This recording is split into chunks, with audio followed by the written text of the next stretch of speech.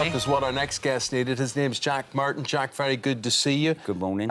Jack served 5 years in Maidstone prison for GBH, as well as 10 months at a Borstal for malicious wounding, followed by 7 months for arson.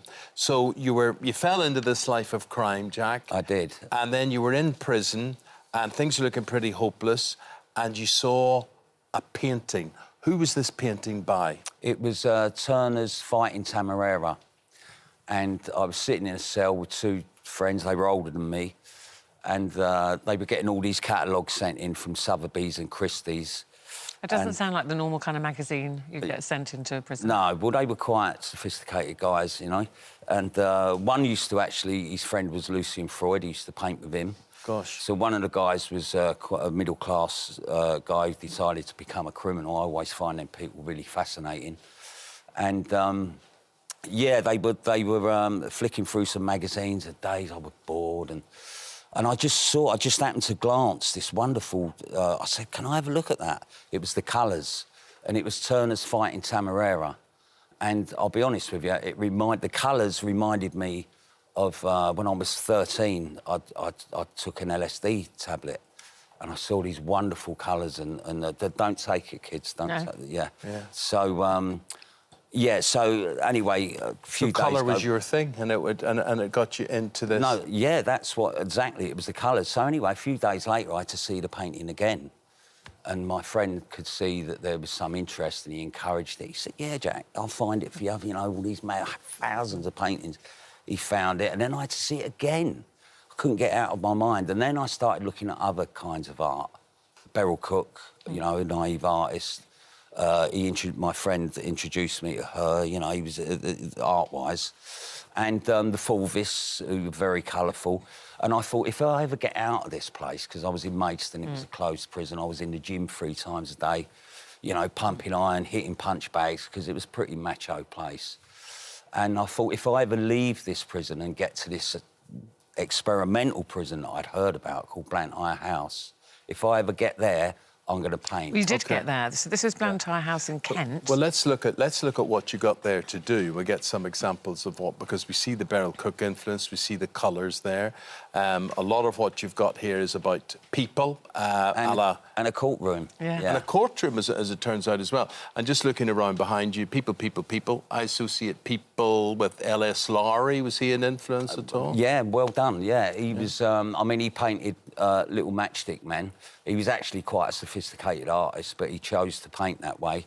I paint this way because I have no option.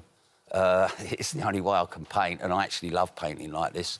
So, yeah, I like painting little And this people. is reflecting a lot of your life in Well, this is a prison yard. A lot of Yeah. my friends who saw it, you know, have seen this painting, actually said, "Oh, it's Wormwood Scrubs." Well, Wormwood Scrubs hasn't got mauve bricks, but it is kind of... It's a mixture of Wormwood Scrubs. And what I like about this is the prison officers are kind of... Everyone does, because that's how they are. When you're on the exercise yard, they're quite...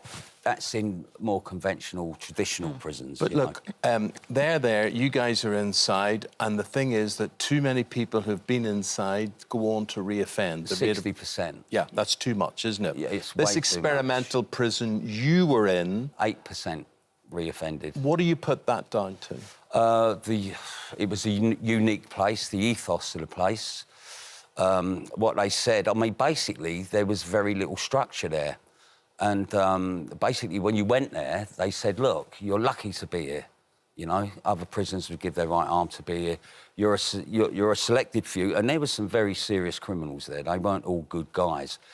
The criteria for getting there was that you was manageable. You weren't someone who was kicking off all the time, because they wanted to create a very civilised environment, which they did.